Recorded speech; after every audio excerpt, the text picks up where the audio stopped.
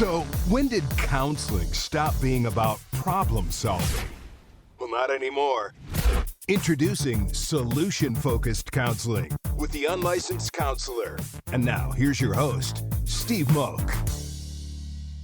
Well, hello and welcome to another episode of The Unlicensed Counselor. My name is Steve Moak. I am the Unlicensed Counselor. And as always, so grateful to be here on this beautiful, hot, sunny, hot Scottsdale, Arizona day. Man, is it good day to be alive, right? Lots going on in the world, lots of good stuff, interesting topics I want to bring to your eyes and ears today. I had this on the mind over the course of the last week. Look, the Unlicensed Counselor is about, kind of bite-sized, practical things. I like to give you some stuff, solution-focused type counseling in about a half hour. But I do want to talk about counseling a little bit more. So maybe I was thinking about, I've been in a lot of counseling. I've been in individual counseling. I've been in group counseling. I've been in outpatient settings. I've been in inpatient treatment center type settings. Obviously I went to graduate school. I've done a lot of counseling and then a lot of work on my own stuff. But I've learned a lot of things that I'd like to kind of pass along. Maybe some, I'll just call it do's and don'ts of counseling, right? Just some things that, I think a lot of times people think counseling, like they want to go in, and I see this a lot in couples counseling. It's like, I want to fix the other person, right? And you're kind of focused on what you can change in the other person, when the reality is, I think the max value, max benefit stuff that you can get out of counseling is when you start kind of really focusing on yourself. So I got some do's and don'ts for guys, some do's and don'ts for girls, some do's and don'ts for singles, and a little bit on the do's and don'ts for couples counseling as well, too. So this is just stuff. It's not an exclusive list of the only things that you should do or not do, but it's a list I've kind of put together over time of somebody who's put in some man hours into the whole counseling world. So I want to dig into that in just a second, but I want to say a big thank you to our continued sponsor, our friends over at betterdrugtest.com. If you need a drug test for at home, go to betterdrugtest.com, pick up one of these at-home tests. You've heard me talk about it. I've used the test myself. If you're in the market for an at-home drug or alcohol test, go to betterdrugtest.com and pick this up. Also like to plug the Stop Starts Here. This is the nonprofit work that I do. This is an organization I actually co-founded with some other folks. We do youth drug abuse prevention messaging focused solely on social media. We encourage all the kids out there to follow it, but we also encourage the parents to give us a follow as well, too. We actually created a parents prevention playbook that I'm very proud of, and I encourage you to go to thestopstartshere.org. Download. That's a free download as well, too. We want to give you, the parents, as many tools to kind of, help arm yourself in this fight against drug addiction. So, and then last shameless plug for myself, we're finally starting to get a little bit of a following over on the YouTube as well, too. And by the way, we're posting tons of clips. If you don't have time for the 30-minute show, which I hope that you do, and given the numbers that I'm seeing coming in on downloads and subscribers, I think you do, and a big thank you. But go over to YouTube. You can find bits and bites on different topics that we have posted. I post a ton of different clips there on Instagram, on Facebook. Give us a follow. But we're really trying to build up the YouTube channel as well. And last little nugget, we're actually, given that the show continues to progress, we're going to be taking on some new sponsors as well, too. So if you or someone in a relevant industry would be interested in sponsoring or advertising on the Unlicensed Counselor podcast, please reach out to me directly at steve@theunlicenssedcounselor.com. So, okay, cool. Good stuff. So, again, put a lot of man hours into counseling, right? So I just wanted to throw some of this stuff in you because I have a lot of people talk to me about, hey, where do I go? What type of counseling do I need? Who should I talk to? How much does it cost? All this type of thing.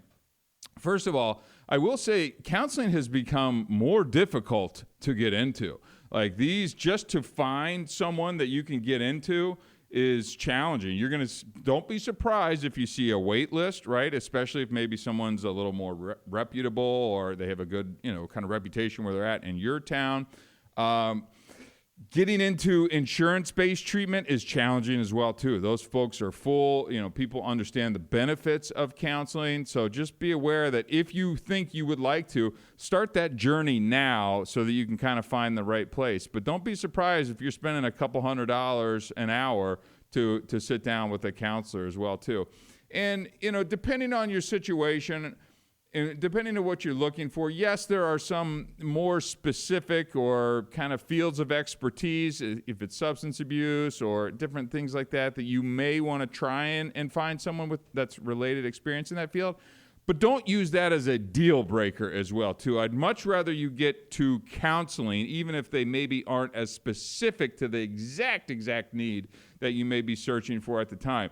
You can always move counselors. In fact, I think I've done in one of the earlier episodes on this, I think it was early on, that we actually talked about, like, you're allowed to move from a counselor to another counselor, right? Now, don't be the one that's just constantly kind of counselor hopping. We've seen a lot of those folks, and look, it's just kind of a sign that maybe you don't like what you're hearing, and you just kind of keep bouncing to the next person, to the next person, to the next person. But you are allowed to kind of try folks on for size, and I do want you to find a match with the counselor, but I also want you to be able to sit down and really start working on yourself more than anything. So let me start with, I put together, again, just a list, do's and don'ts, guys and girls, singles and couples.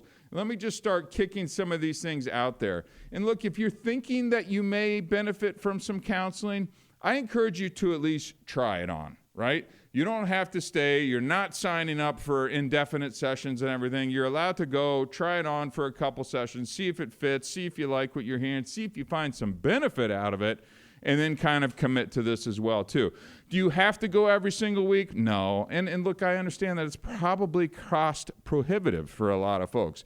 But maybe early on you go once or twice a month, and then maybe you can drop in once or twice a month ongoing, or maybe once a month, or maybe you can go kind of on an as-needed basis as long as you're regularly keeping up with that person. It's better to have somebody in your pocket who kind of understands you that you can drop in on once a month and kind of check in as things come up and making sure that you're not holding on to that, internalizing that, and letting stuff kind of build, and then maybe you kind of blow up or kind of act in a way that you shouldn't. So all things to kind of think about. But let's jump into this list. Again, first we'll start off with kind of some do's if you're a guy, right? Now, let's start with just being open and honest, right? So sharing your thoughts and feelings honestly with your counselor. This actually took me quite a bit of time. You know, I'm good at sharing but there's like a point, right, where it's like, I'll share all of this, and it may even seem like I'm sharing quite a bit, but meanwhile, I'm holding something kind of in the back or in my back pocket that I'm going to tell you most everything, but I'm not going to tell you everything, right? And that's not something that we want to do, right? I really want you to go in there, and I'm not saying you got to spit it all out in the first 5 minutes, but work over time at kind of peeling the layer of that onion back. And guys, look, I know we're tough. You know, I know there's a lot of guys who listen to this episode or to these episodes as well. It's tough to kind of be vulnerable, right? To share those feelings, to say that things hurt and kind of, but look, you have confidentiality, you have HIPAA protection, like no one's going to hear any of these things when you walk into that session. So really try and be open, honest, and let's try and be a little bit vulnerable as well too. And I would also encourage you to take a few minutes before you walk into that session and kind of have some thoughts organized around what you would like to talk about or what you would like to get out of this as well too. Don't just rely on you and your brain when you sit down there to kind of spit out everything that maybe you wanted. Have a couple notes. You're allowed to have a couple notes or write some thoughts down before you walk into that session and be like, look, I've had this on my mind, or I wanted to ask you a question around this, or I've had these thoughts lately. There's a lot of different ways that you can come a little bit more prepared to your session so that when you sit down and you're spending $200 an hour, you're going to get, again, max value out of that time as well too, all right? So the next thing I'd say is, stay committed. Be consistent. Attend all the sessions and let's participate in those sessions. Look, you're paying for them, right? And don't do the thing, we all get busy, where you're just constantly shuffling this as well, right? I have this in my family sessions that I've done quite a bit as well too. I understand people are busy, people travel, but it's so easy to then kind of move that thing off to the side, right? And kind of set it to the back burner. Stay committed. Pick a reasonable schedule with which you can stay committed to. So again, setting yourself up for success. If every other week is what you can do, great. If once a month is what you can do, great. But whatever it is that you commit to doing, I really want you to stay committed to that, right? So just thinking about these things and setting yourself up for success as you're kind of scheduling into this is really important. Because what doesn't work is for you to drop in, twice this month, 3 months later, drop in once, come back 2 weeks, and it's just all over the place. And you're never really kind of building that consistency and that rapport that I feel is required to ultimately, again, get max benefit and value out of the time with your counselors.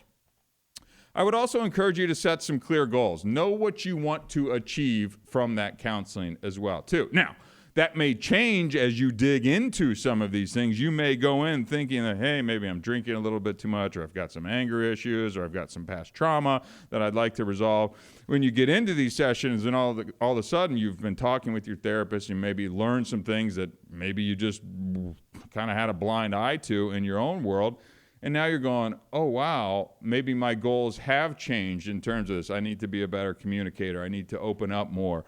I need to be more whatever it is. But let's set some clear goals at the beginning and communicate those with your therapist. And they should kind of give you some, feedback on, hey, those are good, but let's maybe add this as well too.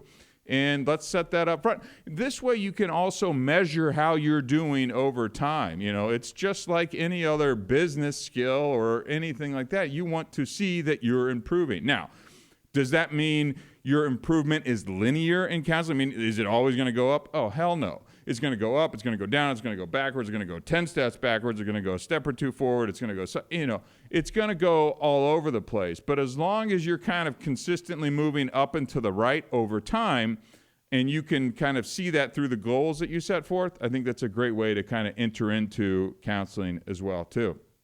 Now, the other thing I would say is, let's make sure that we're patient when we're going into these sessions as well, too. This I see time and time again, especially in the treatment center setting that I worked at. And again, I wasn't doing counseling. I was just a tech within the treatment center. But you walk, you see folks, they come in, they're in really rough shape, but maybe they're committed and excited to get sober and want to get things going, but they got a lot going on. They get in with their therapist, they get in, they get their family and their friends there, they're doing group counseling, I don't want, and it's like, okay, I got 28 days in this treatment center, I'm going to come out of this thing fixed.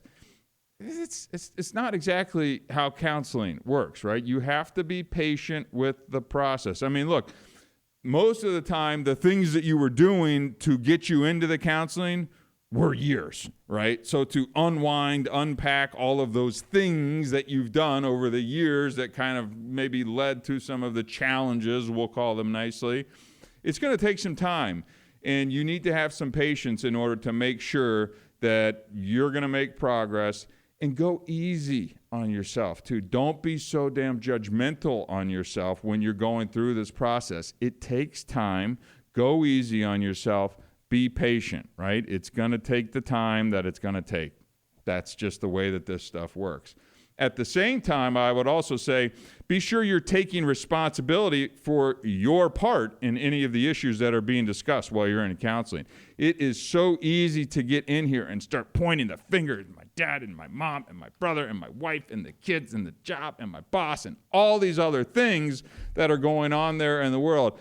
When really you're pointing back, when you're pointing out there, what do they say? There's, 4 fingers pointing back at you, or one of those phrases that I always kind of botch or something like that. But you know what I'm talking about, right? Make sure that you're looking at your role in all of these things too. You're not sitting in counseling, let me say it again. You shouldn't be sitting in counseling thinking you're going to change everybody else's behavior. What you can do as you're sitting in counseling is be looking at yourself and working on the things and finding things that you can improve on, or maybe coping skills to then better deal with maybe some of those folks who may be challenging in your life. But you got to take some responsibility, right? And the last thing I will say on the do's for the guys is, this may surprise some people. Like, you may get some homework, right? You may get some sheets. You may get some worksheets. Do your homework. Do the assignments. Practice the skills that your therapist may give you, or any exercises or worksheets. There's even some apps that are out there that I've seen some therapists kind of tell people to download in couple settings and things. Like, do the homework outside of the sessions. You're going to then come into the next session with, that worked, that didn't work, I didn't like how I felt when I said this, or I couldn't do that, I tried this and it was just too complicated. And that's going to give you and the therapist more stuff to kind of work on as well too. right? So those are some of the things I do want to see you doing as you're going into the therapy session. So again, here's some don'ts. And look, I kind of broke it into guys and girls. Can they be somewhat interchangeable? Sure. But I like to kind of give some specific direction. That's what we do here at the Unlicensed Counselor, is kind of practical, bite-sized, solution-focused type counseling. So some don'ts for guys on when you're walking into counseling. Don't avoid blame, right? Don't focus on blaming others for your issue. Just what I was kind of talking about. Don't sit here and start just pointing the finger at everybody else. It's the natural reaction when you get in there and you're in a safe place and you got all this stuff. You're coming in with a head of steam, because usually you don't walk into counseling on a winning streak, right? You're not going in there because your life's perfect and you just want to tell somebody how perfect your life is. You want to go in there and you got stuff going on. But don't just come in there and try and avoid the blame, right? Next thing, let's not stay silent. I want you to be talking. I don't want you bottling up all of those things. Again, you're paying for this time to be there. Don't stay silent, right? Let's make sure that it can be slowly, too. I mean, warm up. There's a rapport and a relationship and some trust that you have to build there with the therapist as well, too. You don't have to come in like a fire hose and just spray them with every life story going back to when you were, 6 months old. But just fight the urge to kind of sit there and be quiet. I want you to just slowly kind of build up that rapport and start to open up more. Again, don't expect immediate results as well, too. Don't expect instant solutions to complex problems. Pretty straightforward. Now, the only other thing, and I say this a lot with being the unlicensed counselor, it feels like counseling got away from problem solving a little bit, and it just turned into talk and talk and talk. Don't expect immediate, solutions to these things, but, let's do work towards solutions at the same time. But understand they're going to take a little bit of time, but you should be able to, after a couple sessions, see that you're making progress. I don't expect things to be solved, quote unquote, but I do expect to see some progress. Just don't expect that stuff immediately. You don't go in, you come out fixed, right? That's just not how this works. The next thing is just don't dismiss the feelings part of this thing. Don't downplay your emotions or the emotions of others, right? Come into there wanting to express your emotions around certain things. This is very important. So don't downplay yours. I do this a lot where it's like, I'll give you a little bit, but I don't give you the full thing, right? I won't give you the full thing that, hey, that really hurt. That really upset me. That really frustrated me. And start to use some words like that, or I felt, I feel, using those kind of I words to help do this, right? And a lot of talking there. Last thing is don't be passive, right? I want you to be engaged with your therapist. I want you to be a part of your session. This person is not here to fix you. This person is here to work with you. That is a two-way street, so you need to be active, engaged, present. That's why I encourage you to come in with some notes coming into these sessions. Hey, here are some of the things I was thinking about this week. Don't rely on your brain that's bombarded with social media and phone calls and works and kids and wife and to remember those things for that really important hour that you're going to spend with that person. Write it down and come in prepared, right? Okay, cool. Let's hit some coffee so we can hit this next couple sessions.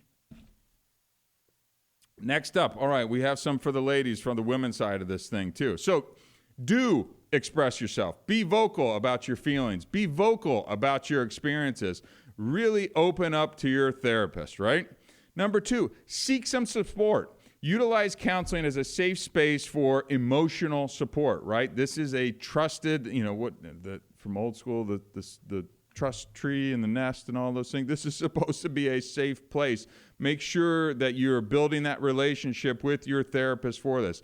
Again, just like we said to the guys, be patient. Allow yourself some time to process and heal. Look, I understand that ladies feel things very deeply, not saying men can't, but take some time. Be vocal. Share your feelings. Share your experiences, right? Then let's also make sure that we're talking about practicing some self-care as part of that healing as well, too. I think that's a really important part. I've talked about journaling a million different times on this episode. I'm big onto the exercise. I'm big into the eating right. I'm getting much and bigger onto the sleeping. I just think that the appropriate amount of sleep, and these people who tell you I'm fine enough for 5 hours, that's not what the science says. It's so few people can do that. So make sure that you're taking care of yourself outside of these sessions. Maybe that's drinking, maybe that's drugs. Maybe that's a lot of other things, but let's make sure that that's a part of this as well too. And then you can be sharing all of that of what you're doing, and please be honest with your therapist about this so they can get a better picture of kind of that holistic view of you as well too. I would also suggest setting some boundaries. So clearly communicate your boundaries in the therapies as well too. I just think that's a good one in general, and so many times that gets overlooked. So just another nugget of things to do. And again, you can have this little cheat sheet walking into your room and with the counselor so that you can be able to set these things very clearly. Here's what I want to talk about. Here's what I'm really focused on. And here's the things that I really are important to me that we make some progress on, right? And again, participate fully in these sessions. Participate in the exercise or the activities that your therapist recommends as well too. If it's around maybe trying to drink a little less, or if it's around, maybe setting some work-life boundaries, let's try and do those things as well too, so that you can report back to your therapist on the progress or lack thereof, and then they can make some adjustments for you. Use this time wisely so that you can become a better, healthier version of yourself. Isn't that what all of us would like to be able to come out of counseling with, and say, wow, I was really struggling with these 3 things when I walk in. I've been working on this for the last couple of months, and I'm really starting to get a clearer picture of kind of how I was setting myself up for failure with these things, and now all the improvements that I've made as well too. So now a couple things on the don't side for the ladies that I think I'd like to just bring to your attention as well too. So don't internalize the criticism. If a therapist kind of comes back with some criticism, don't take it like the constructive criticism as personal attack, right? This is not an attack on you. This is not jumping on you. They are there to speak to you honestly and openly about what they see given their experience and training. So please don't take that as an attack on you, and then you bail, and then you don't return the text or the phone calls, or you don't schedule the next session. Understand that that is not what this is. Be able to hear that, accept it, take a breath, right? And now you can maybe keep from internalizing that. And I think that's really going to help you make progress over time as well too. Now, don't overlook your self-needs as well too. So your own needs and well-being. Let's not overlook that. You shouldn't just kind of push yourself off to the side. You are the priority here, right? And I know there's a lot of people-pleasing that, I'm not going to say that's exclusively female trait, but it seems to be a lot of the works that I've known and seen in the counseling and treatments world. So let's make sure that you're prioritizing your own stuff as well too, and not just the needs of others. And I know kids are often kind of take a priority in a lot of these things, but let's make sure that we're not overlooking your needs. Just like the guys, let's not rush the progress as well too. Rome wasn't built in a day. The issues that you walked into the room with are complex. They're going to take a lot of time. They're going to take a lot of thought. They're going to take some effort to kind of look at things from different ways and change your perspective, maybe change your perspective, or uncover things that may lead to why you were wired this way or not, right? But at the same time, don't hold back when you're in these sessions. Don't hold back the emotions, the thoughts, the fear of judgment. Get it out. Get it out there. This is the place to say it, right? When you're in the room in the safe space, like this is the person that you're supposed to be saying these things to, right? So again, I'm not saying session 1, you just come out and just fire hose it out onto the therapist, but over time, I want you to be saying that little thing that you're holding back. I want you to be bringing that up in your session as well too. And last but not least, don't avoid the vulnerability, right? Don't be afraid to be vulnerable. It is a strength in therapy, not a weakness, right? So again, are most of those kind of interchangeable between guys and girls? For the most part, but I do just like to break it out so, guys can kind of hear something, ladies can kind of hear something, and maybe it'll resonate a little bit more closely with them. Now, let me jump into some of the couples counseling. This is, I did a lot of couples counseling. Some might say successfully or unsuccessfully. Question mark, right? Again, I don't come on here as the unlicensed counselor and say that I'm perfect. I have a lot of lived life experience, and that's where a lot of this comes from. And then you couple in graduate school on top of that, and I have thoughts on things. I have thoughts, and you get the benefits of those thoughts and experiences, right? Now, let's do some do's for kind of couples counseling, right? Now, the first thing I say before I even get into my do's and don'ts is let's not go into counseling just thinking that I'm going into counseling because you need to be fixed. And then you got two people pointing at each other, and both people are going in thinking the other person is going to be fixed. And that's not where progress is going to come from. Go in thinking, okay, relationship not good. I care about this person. I would like to be able to fix this. I wonder what it is I can do to help this relationship get better. And trust me, as I'm sitting here saying this, I'm like, well, I never did that. Yeah, I know. That's why I'm divorced, right? So I'm telling you to try and change your perspective before you go spend $300, $400 an hour on your couples therapist as you try and save your marriage, right? Think about, all right, I care about this person. I really want this to be able to work. I wonder what I can do through these sessions to help improve, and how I can be a good listener in these sessions as well, too. So just something to think about as you're getting ready to walk into these. So again, some do's on the couples therapy as well, too. Communicate openly. Foster open and honest communication with your partner. I'll even say, obviously you want to be open and honest in therapy. I'd really try and be maybe the best listener you've ever been in your life when you're going into these things as well, too. Because if you're like me, you've had a lot of arguments. That's probably why you landed in the couples counseling as well, right? And immediately, like, she'll start talking, he'll start talking, your brain starts telling you the things that it's always told you. So you're not actually hearing maybe the things that she might be telling you for the first time or in a different way. You hear a topic and your brain kind of immediately goes into this thing, and your reaction goes into this thing, and you're kind of tuned out instantly. Try and see if you can be a better listener when you go into these sessions. And use your therapist for that too. Even if you have to repeat that. And it can be, okay, did I hear you right? Did I hear you say this? And you can repeat back. Because so often what she would say, what I would hear, didn't match up. How are you ever going to make any process if what she's saying and what I'm hearing aren't in the same world? And that's a great use case for the therapist. Use it as a translator and be like, okay, why are you not hearing what she's actually saying right there? So again, obviously communicate, but listen. Now, here's a challenging one, but if there's a way to work as a team when you're going into this counseling and try and find it to be a collaborative effort. Look, you know, so often in couples counseling, it's kind of that last stop before the divorce station, right? I mean, you know, things have been said, feelings have been hurt. Maybe kids have heard things that you wish they wouldn't have heard. Maybe there's infidelity. Maybe there's other stuff going on.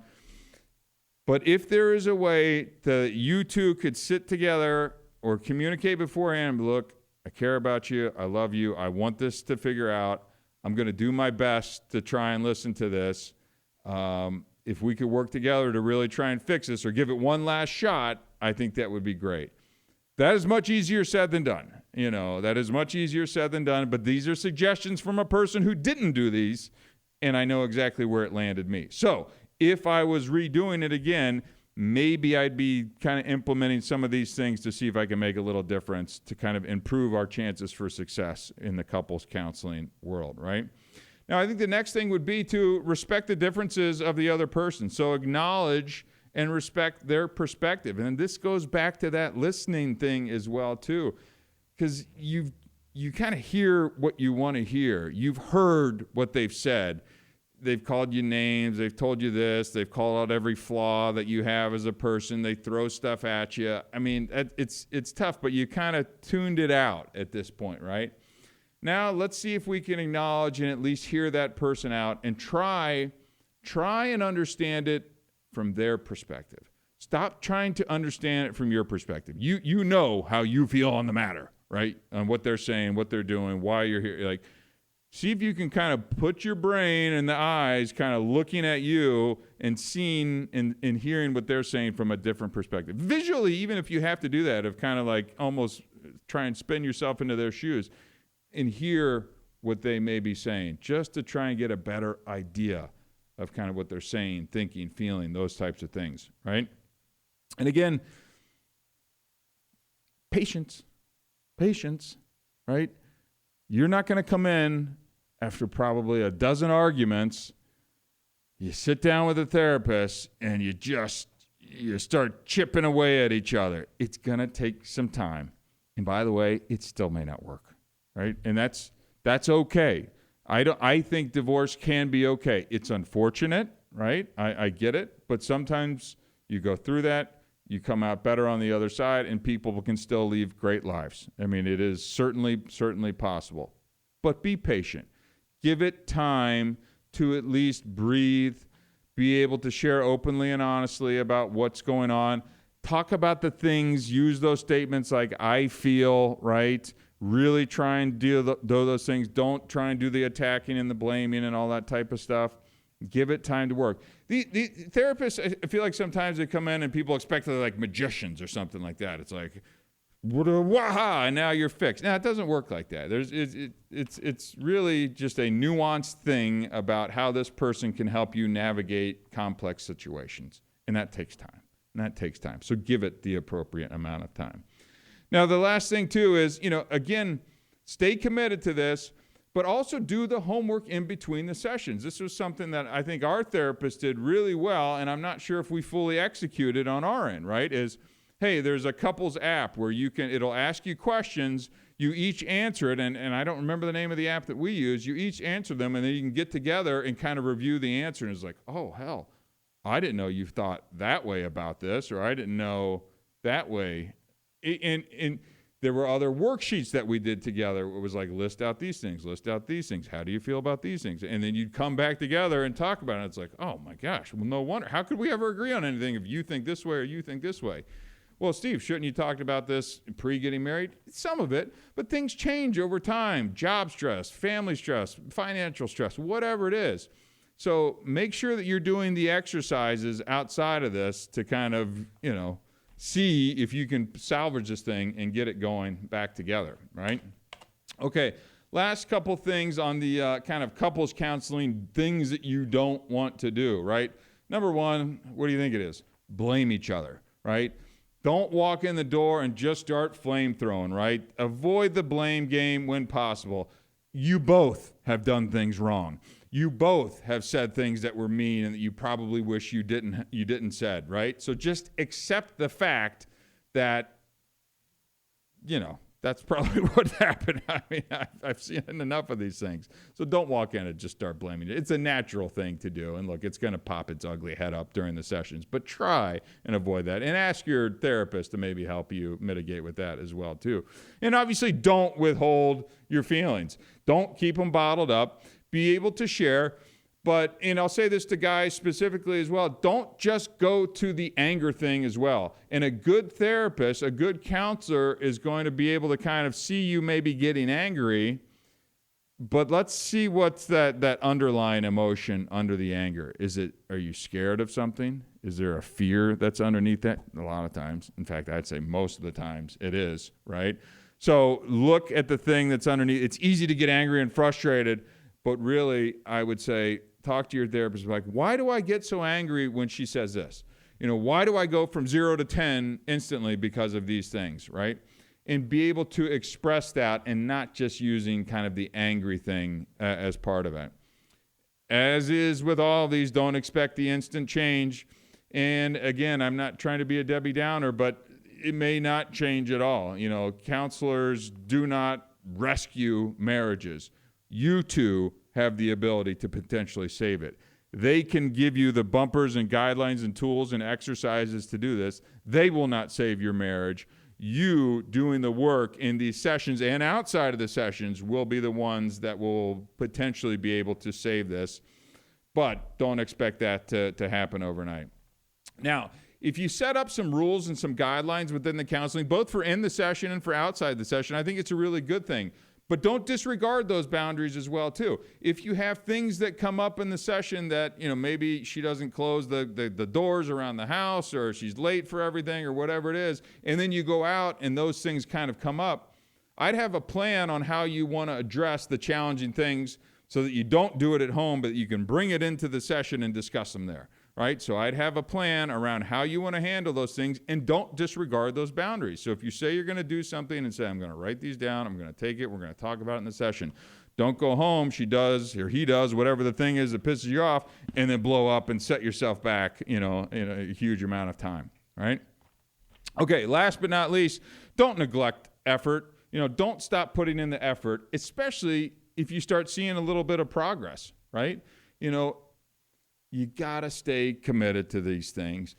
Don't use these sessions as a way to then, like when you walk out the door, to beat someone over the head with it. Well, in the session you said, or the therapist said that you need to do this. Like, you're going to see some good things. If you're doing the work, if you're doing the exercises, if you're really trying to focus on how you can improve in these relationships, you're going to start seeing some progress. Don't neglect that. Make sure that you're putting in that effort. Make sure that you're actually recognizing the improvement that you're making over time as well too. And then just go slowly with these things. And I think that you're going to be happy with the outcome. The outcome still may be divorce, but if you can come out of it a better person, and maybe this will actually help in the parting of the ways too. If you're able to improve as a person through this, that's a good outcome as well too. Because look, these are tough situations. I get it. I really get it. And I sympathize for folks who are going through it. I've been there myself. It's hard. It's gut-wrenching. You get kids. You get all this stuff tied into it. Like, it's hard. But look, you're doing the right thing. If you're getting yourself into some counseling, just listen to this episode, or maybe share this episode with a friend, and just be like, look, here's a couple thoughts. If you're walking into some counseling, take one or two of these thoughts as you're walking in, and kind of keep that in the back of your mind to hopefully find the max value that you can get out of your counselor as well too. So I've had a lot of experience with this. I hope this helps some of you at home. And till next time, my name is Steve Moak. I am the Unlicensed Counselor. We'll see you later.